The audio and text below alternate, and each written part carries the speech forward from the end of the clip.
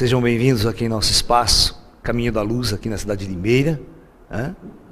Dando sequência a esses nossos encontros, o tema que nós escolhemos hoje para abordar com vocês é como esvaziar sua mente. Nós temos que entender que para que nós, todos os grandes mestres, já perceberam que todos os grandes avatares da história e as grandes máximas das filosofias orientais conhece-te a ti mesmo e conhecerás a Deus.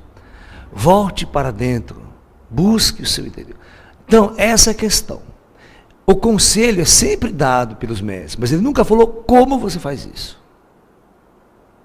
Você está entendendo? Como é que nós fazemos essa jornada interior? Como nós voltamos para dentro de nós mesmos? Como conhecer a mim mesmo? Ok? Muito bem. Eu tenho algumas palestras muito voltadas para essa discussão. Tem uma palestra, por exemplo, que é parte até dessa ideia. O nome dela é Você é Você Mesmo. Entendeu? Eu vou mostrar que a maior parte das pessoas é um androide, é uma máscara, é um rótulo na sociedade. Elas vivem 24 horas aquele rótulo e não a sua verdadeira essência, a sua alma, o seu espírito, o seu ser. Então nós vamos começar essa grande discussão. Tem várias palestras que têm uma linhagem de pensamento para a gente chegar a essas conclusões, a essas ideias. Mas a palestra de hoje é como esvaziar nossa mente. Porque na verdade os mestres orientais, eles dizem o seguinte: os nossos grandes mestres orientais, nossos orientadores espirituais da casa, inclusive, que são de linha oriental, eles nos ensinam o seguinte: que o ser humano assemelha-se a um poço vazio quando nasce. Tá? Poço vazio. Uma criança, quando nasce, ela tem essas características. Por isso que a criança, ela está muito mais próximo da sua essência verdadeira do que qualquer adulto em nossa sociedade. Tá? Muito bem. Com o passar do tempo, a criança entra nesta sociedade, ela entra neste mundo, e ela começa a receber um lixo cultural.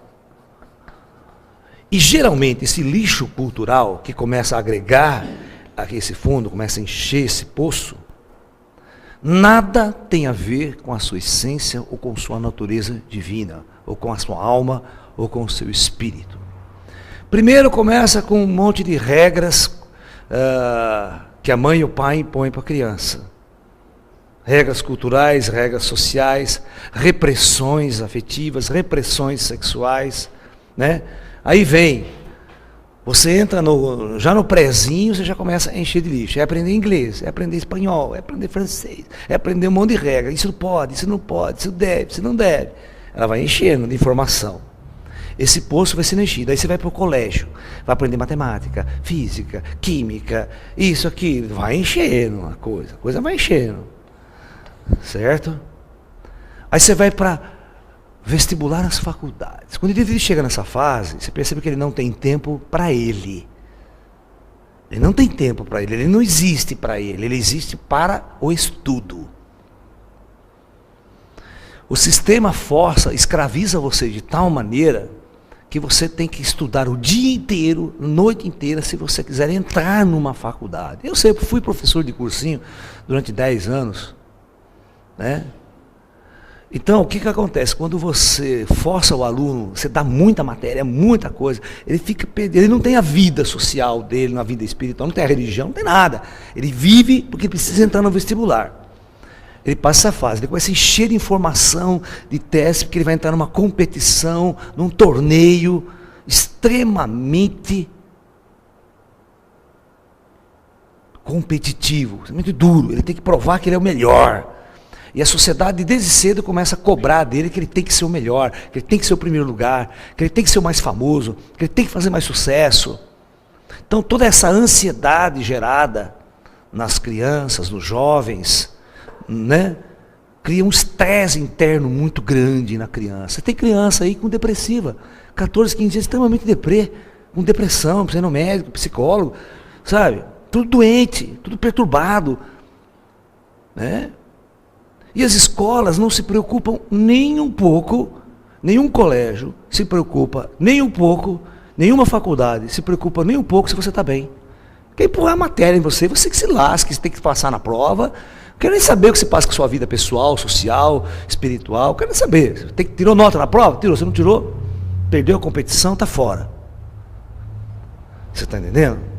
Ninguém, nenhum cursinho. Eu lembro na minha época, por questão prática minha própria, por questão espiritual minha, eu catava os alunos, negada, hoje não vai ter aula, vai fazer tudo relaxamento. Hoje nós vamos fazer exercício de tai chi aqui, vocês estão muito tensos, nervosos, vocês não vão conseguir fazer nada com isso. Vocês vão chegar no dia da prova, não lembram de nada, a mente de vocês dá um branco. Mas por que vocês não sabem? Porque vocês estão doentes, vocês estão estressados, vocês estão massacrados, suas mentes estão altamente poluídas de um conhecimento medíocre que a sociedade criou, achando que é a melhor coisa do mundo, estudar matemática, estudar ser a melhor coisa do mundo, você saber essas coisas. E às vezes ela se mostra um monte de lixo, um monte de entulho, que vai sendo colocado em cima de nossa alma, de nosso espírito. E ninguém questiona isso, viu? Ninguém tem peito para questionar isso na sociedade. Eu, como educador, como eu penso de outro jeito, eu questiono o sistema de educação, ele acha uma droga. Por exemplo, eu quando estudei na Unicamp, nas melhores universidades brasileiras, vocês não têm noção que droga que é a Unicamp. Que porcaria de ensino, que professores horríveis como educadores. Né? Quem estuda numa universidade paga, sabe o quanto o professor é ruim. Ele pode ser muito bom pesquisador, um cara inteligente até, mas para dar aula, para ensinar, ele não sabe o que é isso. Ele não sabe o que é educar, ele não sabe o que é ensinar, ele não sabe fazer isso. Ele não tem essa experiência didática. Ele é um pesquisador, às vezes é um pensador, mas não tem essa relação com o aluno. E às vezes nem quer ter essa relação com o aluno, eles são obrigados às vezes a dar aula. Né? Então, bicho, você está pensando que é só eu que fala isso? Quantos amigos meus, quantos alunos, hoje, tem um amigo meu que se formou na Unicamp, filho de um amigo meu, em física, ele veio conversar comigo e escreveu um texto lá para os diretores, dizendo que a universidade é a maior droga que ele já participou, que o ensino é a melhor porcaria que ele já participou, e é considerada a melhor faculdade do Brasil. Imagine as outras, então. Então eu percebi que não mudou nada desde a minha época. Continua a mesma porcaria. E as pessoas acham o máximo. E ninguém questiona, ninguém tem peito para levantar, porque ninguém consegue ver o mundo de outro jeito, sabe? Todo mundo vê pela mesma janela, pela mesma ótica. É o androide dentro do mesmo buraco, está dentro do mesmo poço, ele não vai conseguir ver. Aí o cara entra na universidade, acha que vai, agora sim, então começa a encher mais lixo. Quando ele chega nesse topo aqui, ele está transbordando essa porcaria, que é que nem um fosso de merda, sabe? Começa a transbordar a bosta para fora, né? Aquela fossa que está cheia, começa a transbordar aquela merda. Aí você vai ver o que é um ser humano formado, um cara androide, doente, depressivo, angustiado, não se realiza na vida, cheio de doenças, vive à base de remédio. Você pode notar, por que existe uma farmácia em cada esquina aqui em Limeira? Existe uma farmácia em cada esquina. O melhor negócio é montar farmácia, você fica rico. Ser médico também, você fica rico na sociedade. Porque o que tem mais na sociedade, nunca vai faltar serviço para você. Se você for médico, só tem doente, todo mundo é doente. Entendeu? Então esse lixo tudo, quando o cara está com esse negócio transbordando, ele está aqui, agora um homem comum. Agora eu pergunto para vocês, como é que vocês vão acessar a alma que está aqui embaixo? O seu espírito divino, o seu eu superior, tudo que se fala no esoterismo. Como que eu vou acessar? Vocês podem notar que todas as vezes que existe um diálogo entre uma pessoa ocidental e um mestre oriental, a discussão é a mesma. Vou mostrar o clássico. Todo mundo conhece essa parábola, né? Todo mundo conhece essa historinha zen. Eu vou repetir ela porque ela tem tudo a ver. É a história da xícara de chá. Ok? Então, a história é simples, né? O quê? É com o X, ô louco, né? Carambolas. Olha eu aqui. Então, o mestre, um professor ocidental, formado em Oxford, aquelas coisas, né, vai para a Índia para aprender o Zen. Ele quer estudar o Zen com o mestre oriental. Quando ele chega diante desse mestre, o mestre o recebe, né, ele se senta na frente do mestre, aí o amigo dele, o cara traz o chá, coloca o chá ali na frente, e aí o mestre Zen pergunta para esse indivíduo: quem é você? Só que o mestre Zen, quando ele faz essa pergunta, quem é você? Ele quer saber quem é esse você. Ok? Como qualquer homem ocidental, nós sabemos que é um homem de cabeça extremamente cheia, ele vai responder exatamente aquilo que ele acredita que ele é. Oh, meu senhor, meu nome é, eu sou o professor doutor, né, honoris causa de antropologia, de filosofia, da faculdade de Berkeley, fiz mestrado não sei aonde, doutorado não sei aonde, ou seja, ele mostra todo esse entulho cultural que ele acredita que ele é. E nesse instante, enquanto ele está falando quem ele é, vomitando para o mestre quem ele é, o mestre começa a servir o chá. Na xicrinha dele, tá? Está lá a xicrinha de chá do indivíduo lá, está lá a alcinha aqui, e o mestre começa a colocar chá na xícara do cara. E a xícara enche e começa a transbordar. E o mestre não para de colocar chá, e aquilo caindo, derramando o chá. Certo? A situação. O cara fica... Mas mestre, a xícara está transbordando, está caindo para fora. Ele falou assim, assim também está sua mente, teu ser. Se você não esvaziar a sua xícara, eu não vou poder ensinar o Zen para você. Você está entendendo?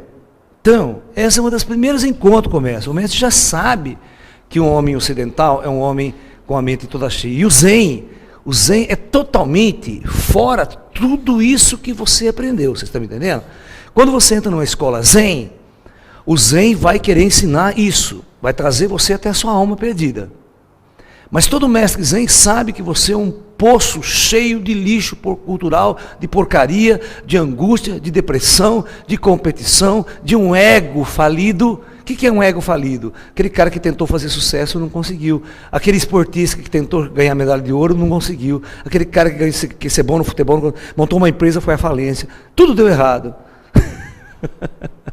Entendeu? O cara vai lá com aquela cara, porque não tem para onde ir mais, não faz mais sucesso.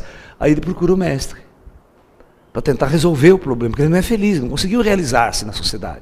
Numa sociedade capitalista, vocês sabem que uma minoria muito grande, uma minoria muito pequena, quer dizer, uma minoria consegue fazer sucesso, ter fama, ter dinheiro, ter poder, estar na elite da pirâmide. O resto lá embaixo é um bando de frustrados, de doentes, de consumidores, escravos, para servir quem está no topo da pirâmide. Esse é o retrato nosso. Quem vem de fora, você vê um ET de fora e olha isso aqui, é isso que ele vai ver. Você está pensando que ele vai ver pessoas inteligentes, pessoas acordadas? Não, para eles, o maior de nossos cientistas é um idiota. Por quê? Porque não conhece o óbvio. Desconhece a sua própria natureza. Ele pode saber muito bem de computação, disso, daquilo, matemática, física, mas isso são coisas que não resolvem o verdadeiro problema do ser. Isso só atrapalha. Então, veja só, nesse mesmo caminho aqui do Zen, tem o velho e sábio Lao Tzu. Né? O Lao Tzu nos tem um texto no Tao Te Ching, um dos mais famosos clássicos da filosofia taoísta oriental, chinesa. Tem um texto lá que diz assim: aquele que procura conhecimento cresce a cada novo dia. Então presta atenção. Aquele que busca conhecimento cresce a cada novo dia. Depois ele completa: mas aquele que busca o tal decresce a cada novo dia.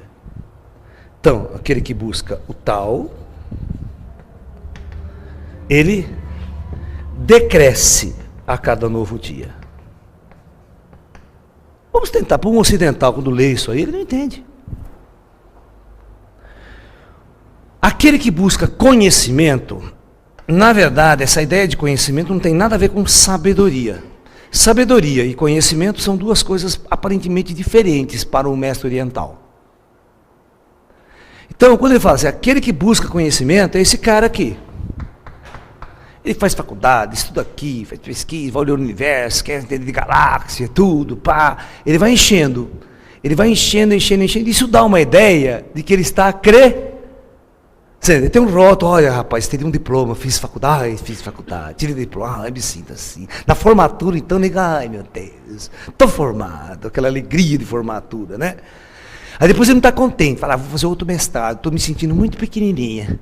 Porque diante de mim tem o doutor, tem não sei quem lá, que fica pisando em cima de mim. Então vou fazer mestrado. Aí ele sente que cresceu mais um degrau. Aí não basta fazer doutorado, preciso ser doutor, porque daí não tem ninguém mais em cima de mim me pisando. Vou ser o top. Então ele faz o doutorado, ele fica lá, ele sente assim, ó, cresci, ó como estou grande, ó. Até meu salário aumentou. E porque o salário, às vezes, dá aquela indicação de que ele cresceu. Ganhava uma mixaria, o salário mínimo, quando eu estudava no colégio. Agora eu sou engenheiro, agora eu sou chefe, sou doutor aqui, eu mando. Tem um salário desse tamanho, ó. Então ele tem a sensação que inchou, cresceu, porque ele buscou esse conhecimento da mente. No entanto, aquele que busca o tal, segundo Lao Tzu, decresce segundo a cada novo, né? Lao Tzu, aquele que busca o conhecimento, ele enche esse poço, ele começa a encher. Mas aquele que busca o tal, ou o caminho zen, o caminho espiritual, ele vai esvaziar esse processo. Então dá a ideia de que ele está diminuindo perante a sociedade, perante os valores que está construído na sociedade. Ele vai tirando, ele vai esvaziando o ser. E todo o ensinamento dos grandes mestres orientais está a chave da nossa palestra de hoje. Porque a chave da nossa palestra de hoje é essa. Como esvaziar esse poço? Que esse poço, na verdade, é a nossa mente, ok? Esse símbolo que eu dei do poço é a nossa mente. O indivíduo fica com muita informação, muitos estímulos, muita coisa, ele pensa, e toda ação dele no mundo, ele vai olhar para a sua experiência, para a sua mente, e ver como que a sua mente vê a coisa. Por isso que se você chega para um homem desse aqui, ó, nunca teve contato com o seu espírito, nunca buscou uma experiência espiritual, nunca viveu uma experiência espiritual. As suas verdades são as verdades matemáticas, são as verdades físicas, da ciência e tudo mais que ele construiu. Então quando você chega diante dele e fala assim, olha, você acredita em vida após a morte? Você acredita em espírito? Fala o cara, você está louco, rapaz. Você está louco, onde você viu isso? Que bobagem. Isso é coisa religiosa, tu fanático e tal. Ou seja, o cara não tem a mínima, ele pode conhecer todas essas ideias físicas, matemáticas de fronteira, mas ele não tem a mínima conexão, nenhuma experiência espiritual que possa colocá-lo diante de sua própria verdade. Por isso que é muito difícil um espiritualista conversar com um cientista. Consegue. São dois caminhos distantes, são duas experiências de vida completamente distantes. Muito distante. E, infelizmente, eu, Laércio, não estou no Oriente. Estou no Ocidente. Mas se você for no Oriente hoje, esquece que todo mundo lá é assim também, ó. Todo mundo vive, na verdade, uma filosofia capitalista, ocidental ou comunista, seja o que for. Mas a espiritualidade ou a filosofia está morta. No Japão, está morta na China, está morta na Índia. Você encontra muito pouco locais na Índia que vive a verdadeira busca da alma, do espírito e dessa experiência, desse contato consigo mesmo. Entendeu? Então, o que impede você de ser um paranormal, de ser um sensitivo, de entrar em contato com a sua verdadeira essência divina, com a sua alma? O que impede é a sua mente.